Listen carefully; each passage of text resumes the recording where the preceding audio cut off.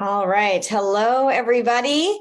Welcome to today's episode of Fit Nutrition Podcast. I am Tanya Gustafson, your nutritionist and fitness coach with Fit Nutrition.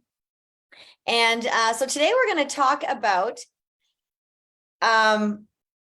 does your diet really work? So that's the thing. I've talked to a lot of people lately, and when new clients come to me, they'll come on and they'll say, I'll ask them, how did they find me, and what prompted them to look, and that's usually where it happens. And then they'll say, well, when I was younger, I used to be able to lose weight really easily. I could just, cut a few calories, I could skip a few meals, and that would work for them. And then, then I could just do that anytime I wanted. So then I'm thinking, okay, well, you did that, and then you had to do it again, and then you had to do it again, right? So is it really working for you, right? And so then and then they'll say, well, so I've done keto for a bit, and I really lost some weight there, but then, then came back on, and I had to, I did something else. I tried the intermittent fasting, or I started counting my calories, and, I don't work out as much as I used to, or I can't work out as much as I used to. And I think that's it. And they're giving me all these reasons and things about what used to work, quote unquote, for them before. And so my question to them is, well, did it really work? Does that really work for you? Did it work? If you had to do it again and again, or move to something different because you didn't get to sustain the results that you got, does that thing really work for you? So I just want to let that sink in for a minute. You can sort of marinate in that just for a minute, because I know that's going to ring true and hit home for a lot of people. And we tend to use oh yeah, it works. We use that for a lot of things. But if we have to go back and do something over again because we didn't get the result that we were wanting, or we don't get to keep it as long as we want, we don't get to keep it at all, did it really work? It may have provided you what you felt like was success for like a moment in time, for like a small little window in time. But does that really give you what you need in order to sustain health and a healthy weight? Right. So that's what I wanted to dive in on that today. So if any of this is resonating with you, I want you to drop a 1 in the chat down below, and just give me, what you have tried before, if you're willing to share, and what did you used to think worked for you? Okay. Now, the other thing I wanted to dive in here with today is that the other half of that, what I started out with saying was, oh, when I was younger, and fill in the blank. Oh, I could just lose that 10 pounds, no problem. Or I could, I went up and down a lot, and it was so easy to just get rid of that extra weight whenever I wanted to. I've heard that from a lot of people. And now that I'm older, that just doesn't happen so much. Now, while there is a small factor as we, age, that sometimes things slow down just a little bit, but it is far less about your birthday number, how many birthdays you've had, than it is about how long you have been doing something that doesn't serve your body or serve your health. So for someone who's maybe just, they just tried a little diet for maybe, a month or something and thought, this is crazy, I'm not doing this. They put a little blip in their metabolism, slowed it down for just a moment in time. Someone who's been a chronic dieter, on the other hand, I've talked to people recently who have been dieting literally since they were 13 years old. One was 12, one was 13, and they're now in their 60s, 50s and 60s. That's a long time to be fighting with your body, to be doing things that aren't serving your body. Okay. So for those people, it does seem like, oh, I'm older, so this isn't working. I can't lose weight anymore. It's taking a long time. My metabolism is so slow. Fill in the blank. There's so many things. But it's not necessarily about their age number, about their birthday number. It's more so about that length of time they've been doing something that's damaging to their metabolism. So make no mistake, dieting is damaging to your metabolism. All right. So what happens when we cut out carbs, or cut out any food group, so a fat or a carb? Back in the 90s, they said no fat, stop with the fat, right? So people pulled out all the fat. Now it's no carbs, and they pull out all those. So any of those are, as well as skipping meals, taking really long times between meals, eating huge portions so that I can save it up. I'll last. If I eat this massive breakfast, I'll be good till dinner. All of those things cause dysregulation and imbalance in your body, causes your body's blood sugar to either drop or to spike. Now, both of those things are not ideal, right? Because they're extremes. We want to be in that nice middle zone. Okay. And we talked about that on the podcast last week about being in that middle zone and just making sure that you stay there. So let me just bring that chart back up again. If you missed us last week, here we go. Just let me grab this one. There it is. Okay. Hang on one second here. Okay. I'm coming back. There we go. So I'm just going to share my screen with you here, so you can see this. Okay, so what I was talking about, we want to be in that middle zone. You don't have to know those numbers on the side there. If you're a diabetic or someone you know is a diabetic, you will understand those numbers, but you don't have to know them in order to get success. So you want to be in that middle zone there, those two black lines, because that's where your body is in balance and everything runs synergistically together. All your organs function well, your bodily systems are functioning well. Nobody's fighting against each other. There's no extremes happening here. Whereas when you see the blood sugar spiking up here and dropping down here, then those are the extremes, and that's what we want to avoid. So I'm going to stop the share when we come out. So when you're spiking up like this, you've either eaten too much of a good thing, even if it's a good, healthy meal. If you have too much of something, your body can only metabolize a certain amount at a time. So the rest is spiked up and it stores as fat. If you grab something that's just a carbohydrate, or something that's very sugary, which is also a carbohydrate, by the way, alcohol, anything like that, it's going to spike your blood sugar. Every time we spike, we store fat. Okay. If you are having that huge meal, so you can last throughout the day, and so you've had too much, your body can't metabolize it all, you've spiked your blood sugar. Now you've waited for an extended period of time because, oh my gosh, I don't even feel like eating. I just ate way too much and I'm saving it up, that I'm done it.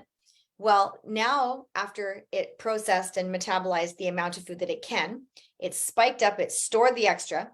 And now in that window of time, that long period of time that you were hoping that you ate enough food so it sustains you, your blood sugar will now drop because it's been too long.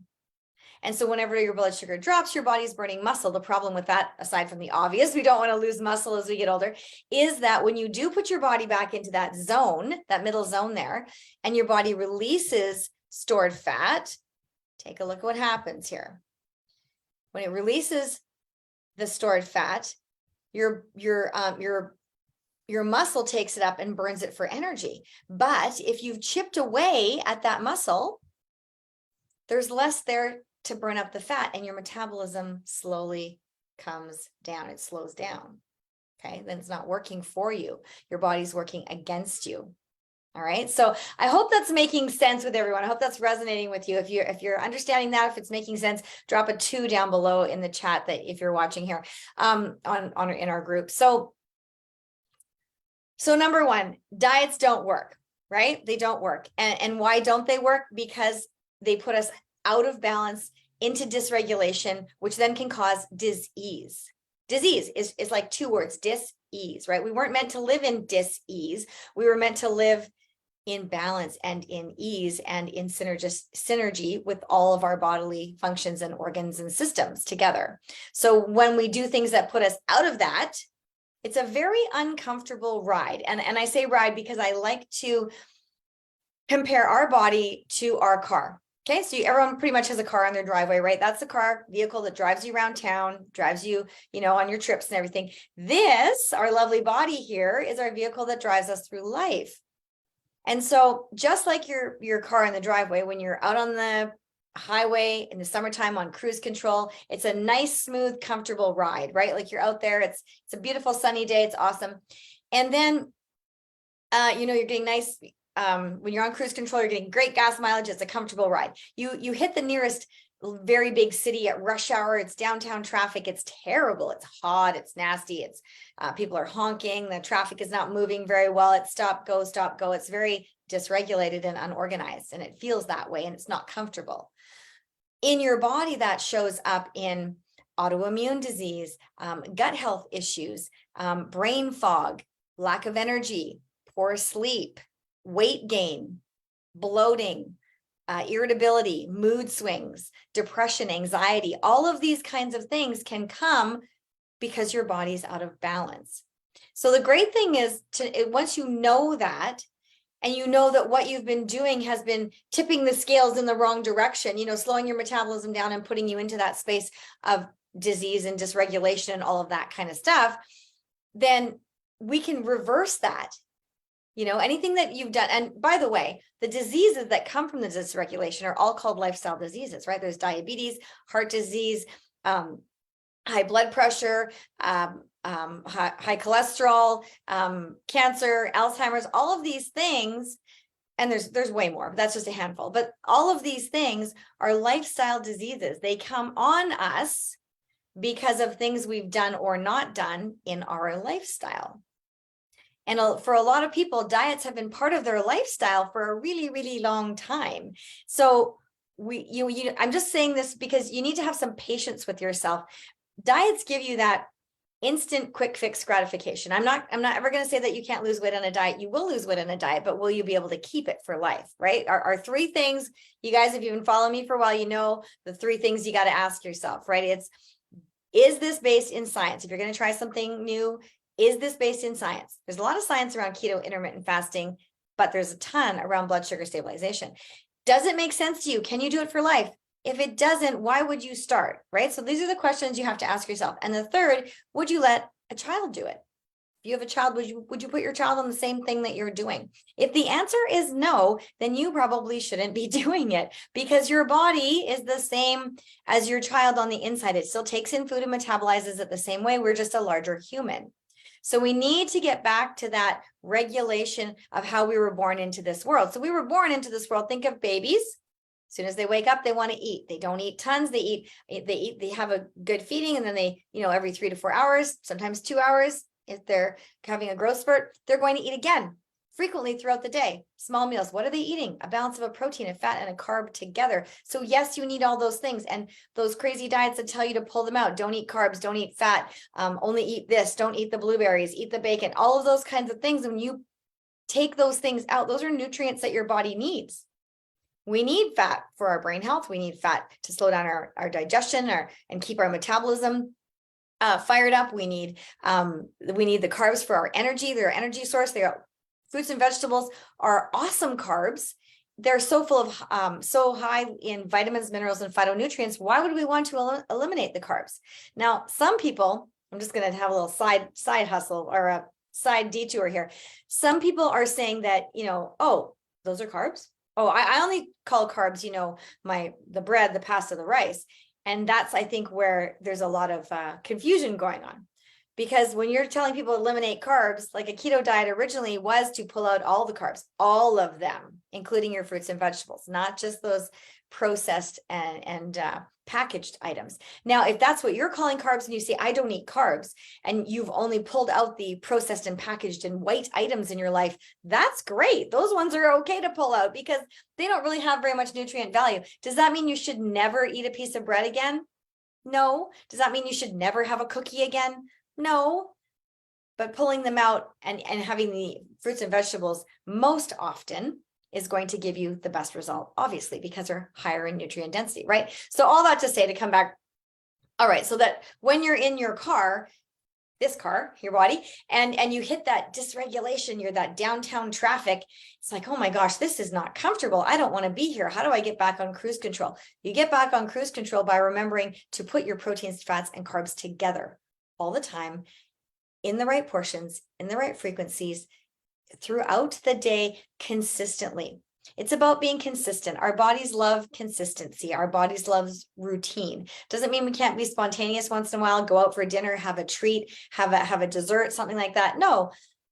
But all in all, our bodies like routine. So if you are in that healthy routine of having those proteins, fats, and carbs in those right portions frequently throughout the day on a regular basis, then when you do have something that's different and you want to go out for dinner and you have that ice cream dessert or that cheesecake, or as we're heading into Christmas, you're going to have a Christmas dinner, you're going to have some Christmas cookies, those kinds of things. Those are tiny blips in your radar, okay? As opposed to, okay, I know that I'm going out for dinner tonight, so I'm gonna not eat, I'm gonna save it up. That's the worst thing you can do, because if we go back to that chart, what happens when you take a long time between meal? Your blood sugar drops, your body burns muscle. Now there's less left to burn off the fat when it does finally get released. And those hormones, glucagon, and insulin are going crazy, and they're making you choose things that you wouldn't normally choose when you first, arrive at dinner or arrive at the Christmas dinner or the party or wherever it is you're going to. So there's all these things to think about. But the bottom line is, we always come back to the diets don't work, right? What works, you have to think about, is it sustainable? Can I do it for life? Is it based in science? Would I let my child do it? And when you can answer those questions and check all those boxes, you've got a winner. So that's why I've always been coaching PFC, regardless of, the name of my company or the name of this group here. 8 weeks is all it takes. Fit Nutrition, Fit in 4, our programs, those kinds of things. It's all PFC every 3, because that is the basis that keeps us balanced. And then we can build on that. And when we have a healthy foundation, when we have our metabolism turned on and fired up, when we have all those things running, on cruise control, and we have our body working synergistically together, and we're dialed in and metabolism is firing up, we just feel so good. I can honestly say at 54, I am healthier, stronger than I was in my 20s. And I love to feel that way. And I want other people to feel that way too, and just to know that it is possible. So here's another little aside for you. Some people will say, well, Tanya, this runs in my family. Cholesterol runs in my family. High blood pressure runs in my family. Diabetes runs in my family. Yes, things run in our families. There is a small portion of our DNA that influences our health, but it's not a big portion. Most people think that it's a done deal if heart disease runs in your family or high cholesterol runs in your family. It's like, oh, I'm going to end up with it anyway. I'm just going to get it. If you have that attitude and you don't care about your health, you probably will, honestly, because we inherit our habits from our families as well too. But if you're intentional about your health, the DNA really only determines about 20% of the outcome of your health. So the good news is that you control 80% of your health. What you do, what you think, the environment you put your body in, the stuff that you read, and all of those things that come at you from external, plus what we put in internally. Are you hydrating well? Are you eating correctly? Are you eating your PFCs? Are you staying fueled? Are you managing your stress? Are you getting enough sleep? Are you filling the gaps with some, good quality supplements? Are you doing all those things? If you're doing those things, you are going to age well. There's a small demographic of people that are getting healthier as they age, and it's not an exclusive club. So if that's not been you in the past, that's okay. It still can be you, because we can take those things that we've done or not done, and we can start reversing them. We can start putting the things into place that we didn't have there before. We can start changing a few things that we were doing that maybe didn't serve our body to something that does serve our body. And when it comes to food, we know that food has to serve our body, but it also has to serve our soul. And that's where the non-deprivation comes in, right? Because diets will tell you that you can never have that chocolate cake again, or that cookie again, or that chocolate candy at Christmas, or the Lindor or whatever. It's going to tell you, no, you can't do that. You have to be perfect or you're not going to hit your goal. And then what happens when you hit your goal? Well, you have to stay there. You have to maintain, you have to stay there, and you can never have those foods again. Sorry if it's your favorite, can't do it. Otherwise you're going to gain it back, because it's all based around deprivation and trying to be perfect. We know people aren't perfect. It's just a given. You can't, you can try really hard. I mean, it's nice to aim for perfection, because it means we're trying to, we care about our job or what we're doing or our health, but honestly, perfection's not ever going to happen, because we're human, and that's okay. So if you just realize that, give yourself some grace, take a deep breath, and don't deprive yourself. Eat your PFCs every 3. Choose good quality things, stay hydrated, get the sleep, take care of your stress, get out and get some movement every day, do some prep so you have the food ready in your house, get on those supplements. Don't forget them. If you have a cupboard full of them, get them out, use them, fill in your gaps, all of those kinds of things. And you're going to feel a difference in a really short time, because our bodies love to be healthy. Our bodies are designed to heal. And when we put it in those places where it can thrive, good things happen. So like my company, Fit Nutrition, Fuel, Ignite, Thrive, proteins, fats, and carbs, right? You fuel your body, you ignite your metabolism so you can thrive through life. And that's what we do with PFC here. So thank you guys for tuning in and watching Fit Nutrition Podcast today with me. Does your diet work? So that's a good question for you to answer, to be thinking about that, what you've done, or if you're on a diet right now, if you're doing that, I challenge you, ask yourself, is this really working? What is my definition of working? And can I live with that for the rest of my life? If the answer is no, reach out, because we're here to help. And I'd love to have a chat with you. Okay. Have a great day, you guys. Thank you so much for joining in, for watching today.